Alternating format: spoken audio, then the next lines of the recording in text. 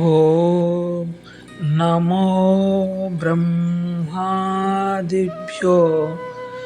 బ్రహ్మ విద్యా సంప్రదాయకర్తృభ్యో వంశ ఋషిభ్యో మహద్భ్యో నమో గురుభ్యః. మంగళం గురుదేవాయ మహనీయ గుణాత్మనే సర్వలోకశరణ్యాయ సాధురూపాయ మంగళం. హరి ఓం. శ్రీ గురుభ్యో నమః. కూజంతం రామరామేతి మధురం మధురాక్షరం ఆరుహ్య కవితా శాఖాం వందే వాల్మీకి కోకిలం. బ్రహ్మ మానస సంభూతం బ్రహ్మ బోధన తత్పరం యోగివర్యం ఋషిశ్రేష్టం వశిష్టం సద్గురుం భజే. హరి ఓం. మనం గత వీడియోలో ఈ దృశ్యము వాస్తవంగా లేదు, ఆకాశంలో నీలివర్ణం వలె మిథ్య వ్యావహారిక సత్తా. ఇప్పుడు చూడండి, వాస్తవానికి ఆకాశంలో నీలివర్ణం లేదు, వాస్తవంగా లేదు, కానీ ఉన్నట్లు కనిపిస్తూ ఉన్నది కదా. ఎండమావిలో నీరు వాస్తవంగా లేదు, కానీ ఉన్నట్లు వ్యవహారంలో అందుతూ ఉన్నది కదా. అలానే ఈ జగత్తు కూడా వ్యవహారిక సత్తా అండి. ఇది పారమార్థిక సత్తా కాదు, వ్యవహారిక సత్తా. పారమార్థిక సత్తా అయితే ఎప్పుడు ఉండాలి అండి, కానీ ఈ జగత్తు ఎప్పుడు ఉంటుందా? జగత్తు వరకు ఎందుకు, మీ దేహాన్ని చూడండి. 10 సంవత్సరాల క్రితం ఉన్న మీ దేహం ఇప్పుడు లేదండి.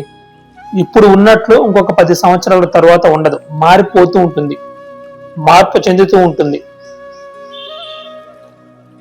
ఏదైతే మార్పు చెందుతుందో అది నశించిపోతుందండి, అది కాలగర్భంలో కలిసిపోతుంది. మరి నశించిపోయేది సత్యము ఎలా అవుతుందండి? సత్యము అంటే అది ఎప్పుడు ఉండాలి. ఏది సత్యమైనదో అది శాశ్వతమైనది. నశించిపోయేది సత్యం ఎలా అవుతుంది? ఊరికి మనకి అలా ఉన్నట్లు వ్యవహారంలో కనిపిస్తూ ఉన్నది, కానీ వాస్తవంగా ఇది లేదండి, వ్యవహారంలో అందుతూ ఉంది అంతే. ఇక్కడ ఒక ప్రశ్న వస్తుంది సాధారణంగా, కంటి ముందు ఇంత రంగురంగుల ప్రపంచం కనిపిస్తూ ఉన్నది, ఇంత అందంగా నేను వస్తువులను వాడుకుంటూ ఉన్నాను, ఈ ప్రపంచంలో మనం వ్యవహారం నడుపుతూ ఉన్నాము, మనం మాట్లాడుతున్నాము ఎదుటి వ్యక్తితో, ఇదంతా చేస్తూ ఉన్నాము, ఇదంతా లేదు అని ఎలా అంటారు అన్న ప్రశ్న వస్తుంది, మనకే వస్తుంది. నేను ప్రపంచంలో ఇలా వ్యవహారం నడుపుతూ ఉన్నాను, నా చేతిలో మొబైల్ ఫోన్ ఉంది, నేను వాడుకుంటూ ఉన్నాను, ఇవన్నీ చేస్తూ ఉన్నాను, మరి ఇది లేదని ఎలా అంటారు? ఈ ప్రశ్న వస్తుంది కదా.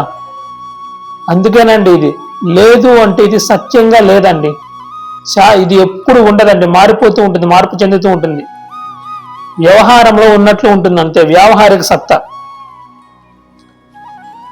పారమార్థిక సత్తా కాదు.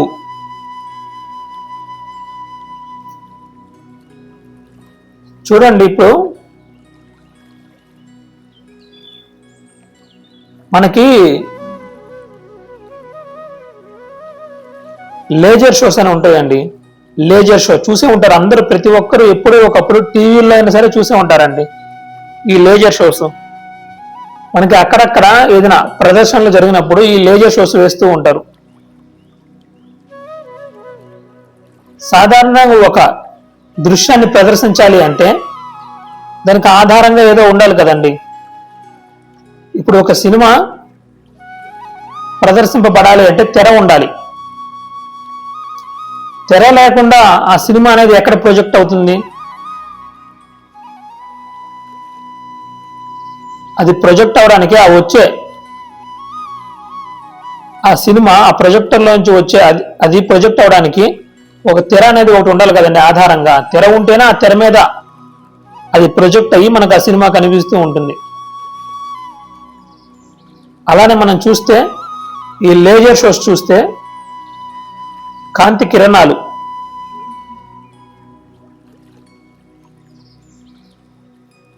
వాటిని ఎక్కడ ప్రదర్శిస్తున్నారండి? ఆకాశంలో,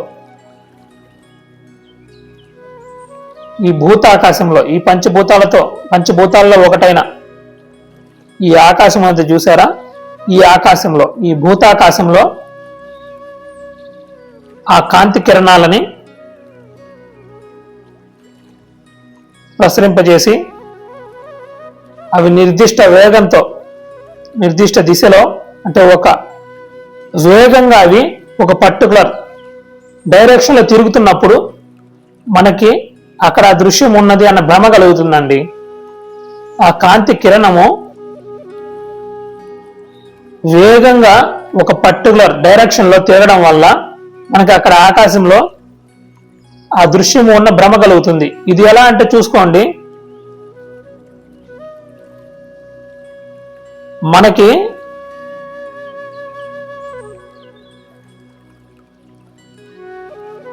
ఈ నిప్పు ఇప్పుడు కట్టె ఉంటుంది చూసాడండి, కట్టె, ఆ నిప్పు కొరువి, మీరు దాన్ని తీసుకొని వేగంగా తిప్పండి, వేగంగా ఒక డైరెక్షన్లో ఒక ఆకారంలో తిప్పని దాన్ని, ఇప్పుడు నెంబర్ 8 లాగానే లేదంటే 0 లాగానే ఆ దిశలో అలా ఆ రూపం అలా తిప్పండి దాన్ని, మీకు అక్కడ వాస్తవంగా అక్కడ ఆ 8 అనే అంకె లేకపోయినా కానీ మీకు అక్కడ 8 లాగా కనబడుతూ ఉంటుందండి.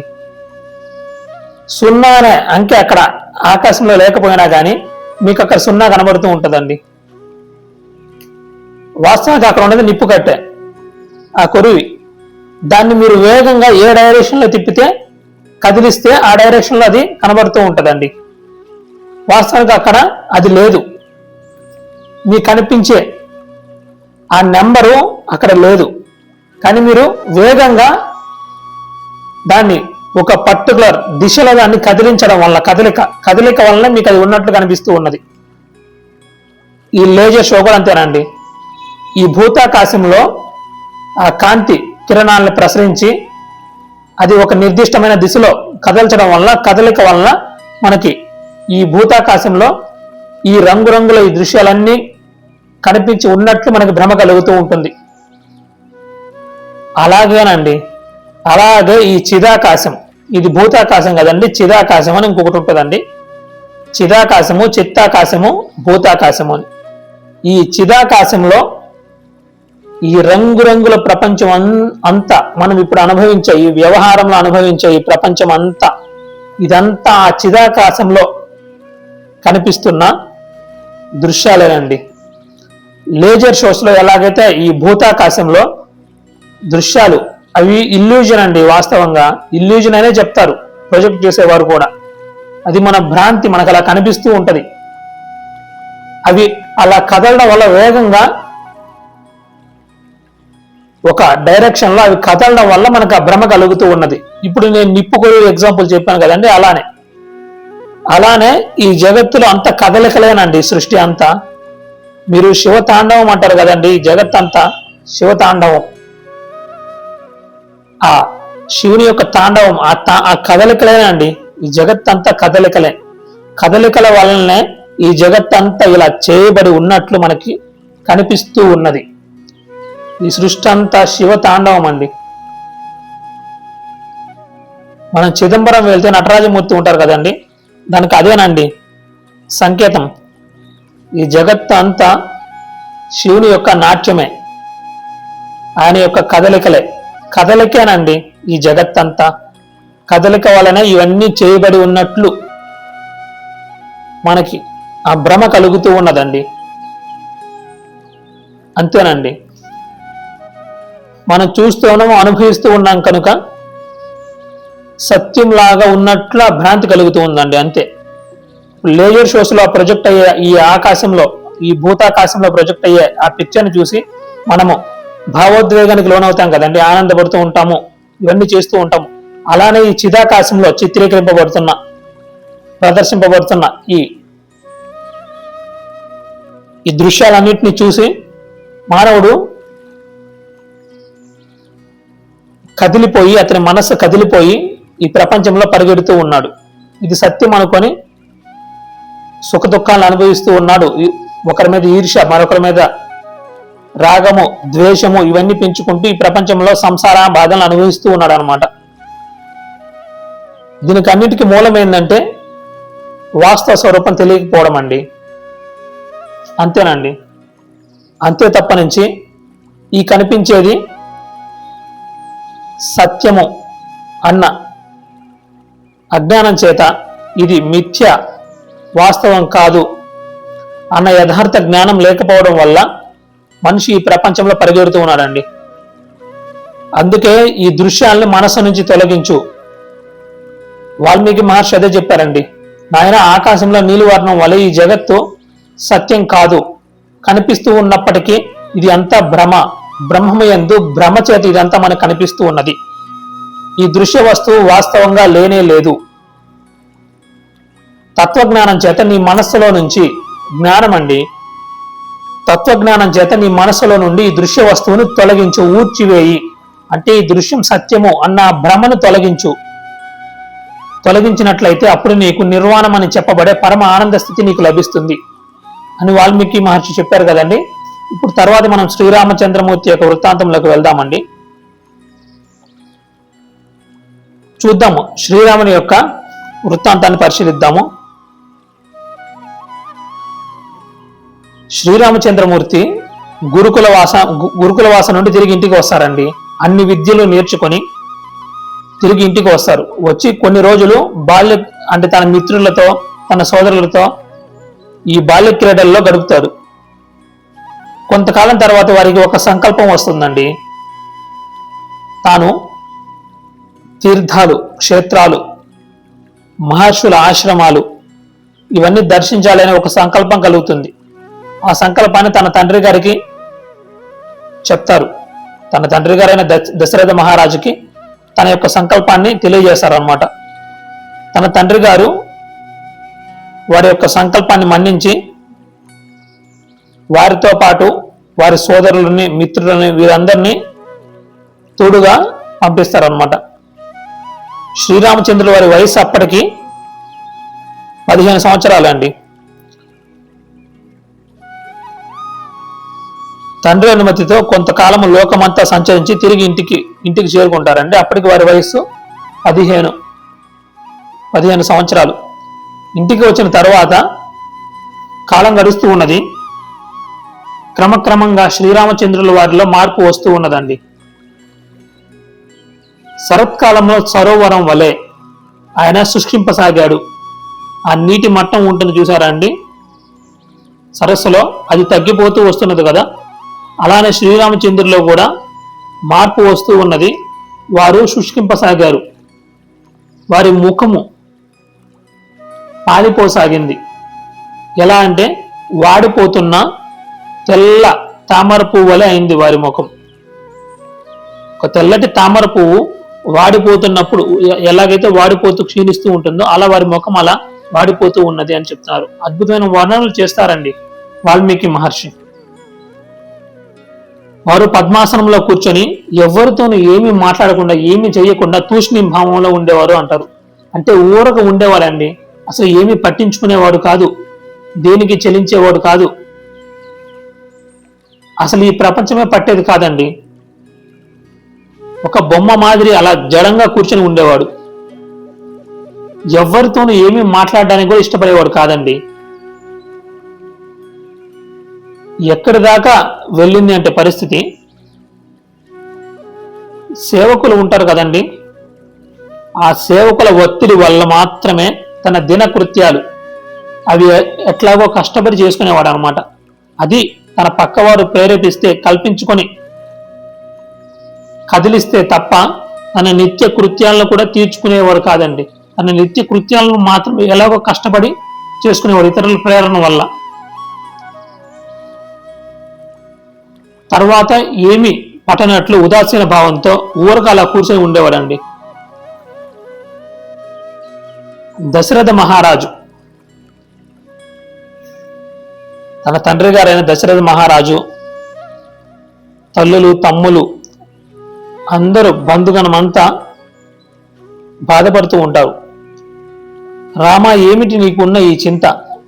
నీ సోదరులు నీ మిత్రులు అందరూ ఇలా హాయిగా ఆడుకుంటూ ఈ లోక వ్యవహారాలు గడుపుతూ ఆనందంగా జీవిస్తూ ఉన్నారే, నీకు వచ్చిన చింత ఏమిటి? అది ఏమిటో మాకు తెలియజేయి, మేము నీ చింతను తొలగిస్తాము అని ఎన్నిసార్లు అడిగినా కానీ చెప్పేవారు కాదండి. అసలు ఏమీ మాట్లాడేవాడు కాదు. ఏమీ లేదులే అని చెప్పి మళ్ళీ అలాగే మాట్లాడకుండా ఊరక ఉండేవాడండి. ఆ తూష్ణీ భావంలో ఉండేవాడు అనమాట. ఇటువంటి స్థితిలో, అంటే అటువంటి పరిస్థితుల్లో ఒకసారి దశరథ మహారాజు దగ్గరికి విశ్వామిత్ర మహర్షి వస్తారండి.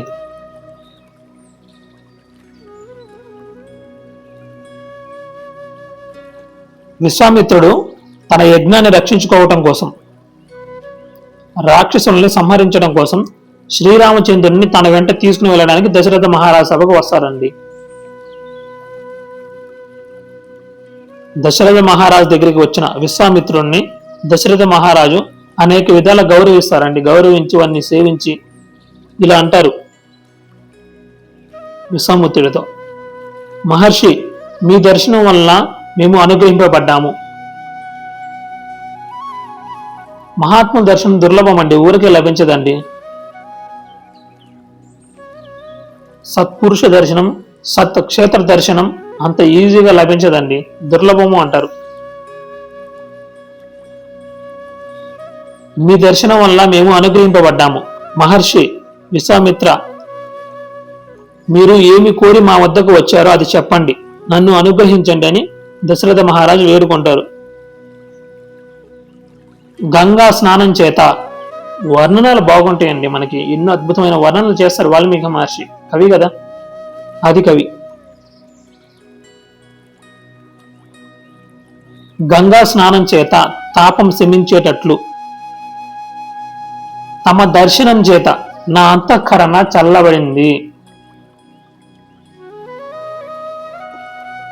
గంగలో స్నానం చేస్తే మన యొక్క తాపం ఎలాగైతే తొలగిపోతుందో అలాగే తమ దర్శన మాత్రం చేత నా అంతఃకరణం చల్లబడింది, నా మనసు శాంతించింది.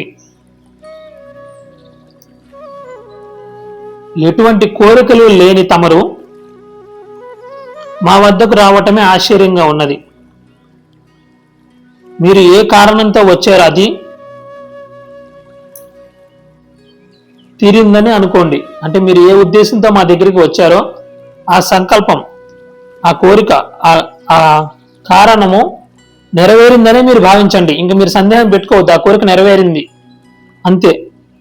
మీ బోటు వార్లకు ఇవ్వరానిది ఏముంటుంది, మీకు చేయకూడనిది ఏముంటుంది, మీకు జరిగిపోయిందని అనుకోండి అని దశరథ మహారాజు చెప్తే విశ్వామిత్ర మహర్షి సంతోషించి దశరథ మహారాజుతో ఇలా చెప్తాడు, అయ్యా, నేను ఒక యజ్ఞాన్ని తలపెట్టాను. దాన్ని ఎప్పుడు ఆరంభించినా రాక్షసులు వచ్చి పాడు చేస్తున్నారు. ఇలా అనేక సార్లు జరిగింది. మేము తాపసులం,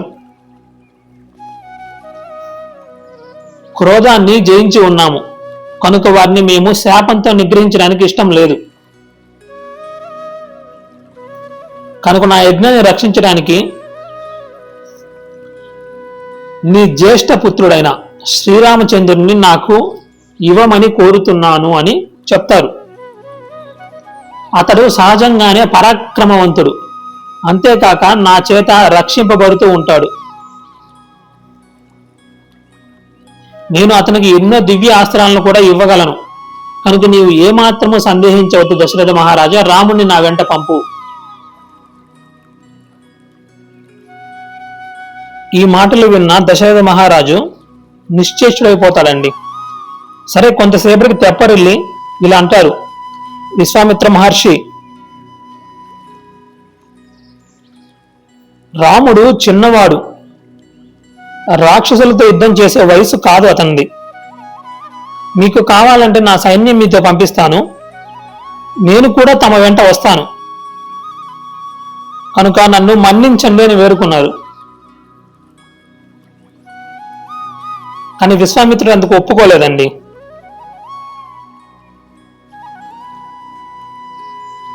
అంతటా వశిష్ఠ మహర్షి వారు కలుగు చేసుకుంటారు. అక్కడే ఉన్న వశిష్ఠ మహర్షి కలుగు చేసుకుని దశరథుడికి నచ్చ చెప్పాడు. ఈ విశ్వామిత్రుడు సామాన్యుడు కాడు.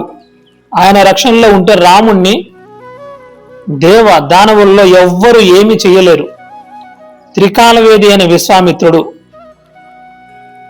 ఈ విధంగా అడగడం వలన వెనుక ఏదో మహత్తరమైన ప్రయోజనం ఉంటుంది అని వశిష్ఠ మహర్షి చెప్తారు దశరథ మహారాజుతో.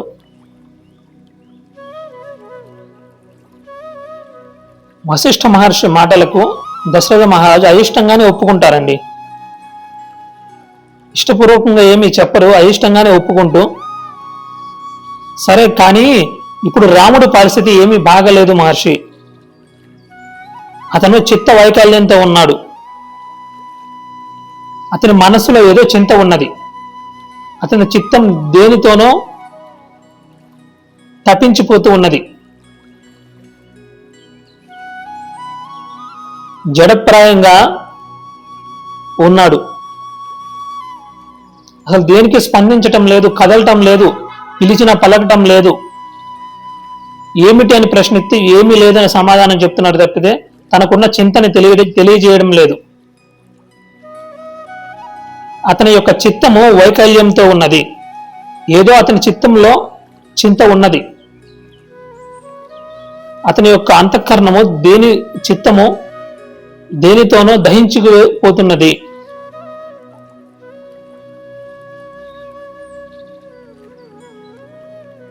ఈ మాటలు చెప్తూనే రాముణ్ణి పిలిపించుకురమ్మని భృత్యుణ్ణి పంపించాడు.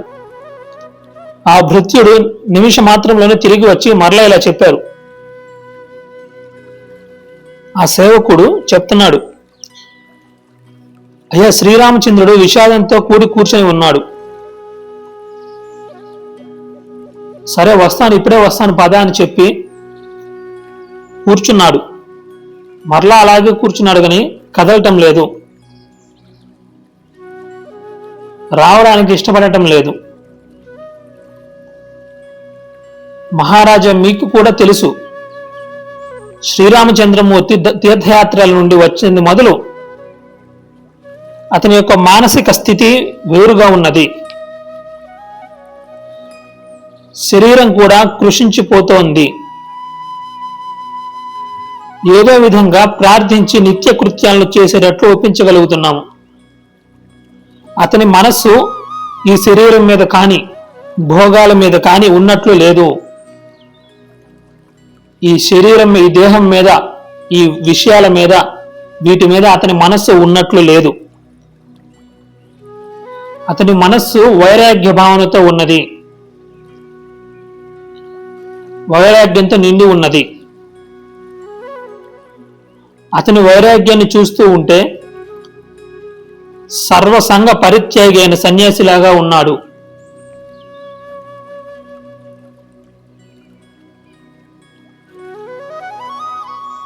అతను దేన్ని ఆలోచిస్తున్నాడో, దేన్ని వెతుకుతున్నాడో మాకు అంతు పట్టడం లేదు.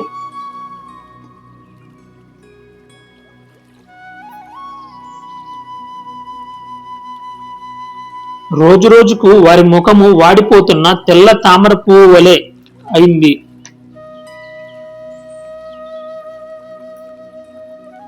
ఎంతగా ప్రశ్నించినా ఏమీ లేదు అంటాడే కానీ ఏ విషయాన్ని చెప్పడు. తనలో తానే ఏదో మాట్లాడుకుంటూ ఉంటాడు. ఒకసారి బాధపడుతున్నట్లు, ఒకసారి నవ్వుకుంటున్నట్లు ఉంటాడు. మాకు ఏమీ అర్థం కావటం లేదు. శ్రీరాము యొక్క మానసిక స్థితి ఎందుకు అలా ఉన్నారో మాకు ఏమీ తెలియటం లేదు అని ఆ సేవకుడు చెప్తే అప్పుడు విశ్వామిత్రుడు చెప్తారండి, ఓ ప్రాజ్ఞులారా, శ్రీరామునికి కలిగిన ఈ చిత్త స్థితి అంటే వారి యొక్క ఈ మానసిక స్థితి ఉన్నది చూసారా, అది ఆపదల వలన కానీ, ఏదైనా ప్రమాదాల వలన కానీ, మోహం వలన కానీ కలగలేదు. అది కేవలం వివేక వైరాగ్యాల వల్ల కలిగిన జ్ఞానోదయమే. అతన్ని ఇక్కడికి తొందరగా తీసుకుని రండి. వాయువు ఎలాగైతే పర్వతం మీద ఉన్న మేఘాలను ఎగరకొట్టేటట్లుగా మేము అతని యొక్క చింతని, అతని యొక్క చిత్త వైకల్యాన్ని మేము తొలగించి వేస్తాము. అది తొలగిన తరువాత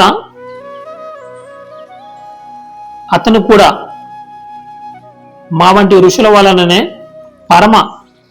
పరమపదమైన విశ్రాంతిని పొందగలడు, ముక్త స్వరూపుడు అవుతాడు. కనుక అతనిని శీఘ్రంగా ఇక్కడికి తీసుకుని రండి. విశ్వామిత్ర మహర్షి యొక్క ఈ మాటలు విన్న దశరథ మహారాజు సంతోషించి రాముడిని తొందరగా తీసుకుని రావాల్సిందిగా దూతల్ని మరలా శ్రీరామచంద్రుడి దగ్గరికి పంపారనమాట. ఇక తరువాతి భాగం